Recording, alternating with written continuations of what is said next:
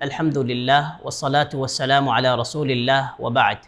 حضرت عائشہ رضی اللہ عنہ روایت کرتی ہیں کہ رسول اکرم صلی اللہ علیہ وسلم رمضان کے آخری 10 راتوں میں عبادت کے اندر جو محنت کیا کرتے تھے وہ باقی دنوں میں نہیں کیا کرتے تھے۔ ناظرین اکرام، رمضان کا آخری عشرہ انتہائی اہمیت کا حامل ہے۔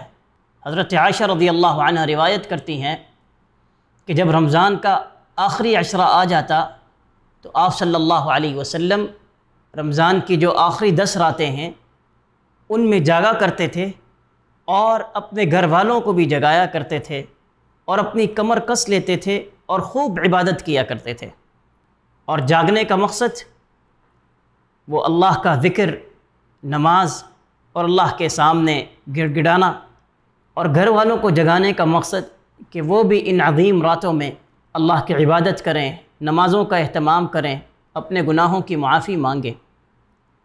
جس طرح آدمی اپنے لیے کوشش کرتا ہے کہ اللہ رب العزت اسے جہنم سے بچائیں، بعینہ ہی اس کی ذمہ داری ہے کہ وہ اپنے گھر والوں کے لیے بھی کوشش کرے۔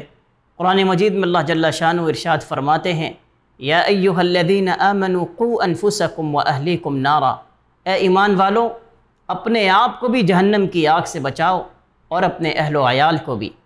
رمضان کی آخری 10 راتوں میں اعتکاف کرنا یہ ایک مسنون عبادت ہے۔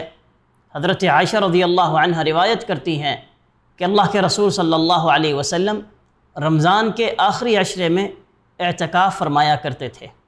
اعتکاف ایک ایسی عبادت ہے جس میں انسان دنیا سے کٹ کر اللہ کے ساتھ اپنا تعلق جوڑ لیتا ہے۔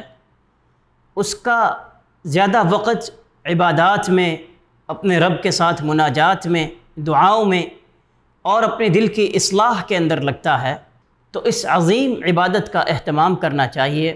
جیسے ہی رمضان کا آخری عشرہ داخل ہو تو اس عظیم عبادت کو ادا کرنے کی بھرپور کوشش کرنی چاہیے۔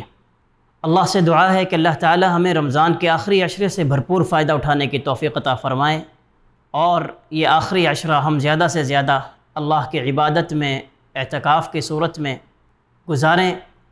اللہ تعالی ہمارے نیک اعمالوں کو قبول فرمائے۔ وآخر دعوانا ان الحمد للہ رب العالمین۔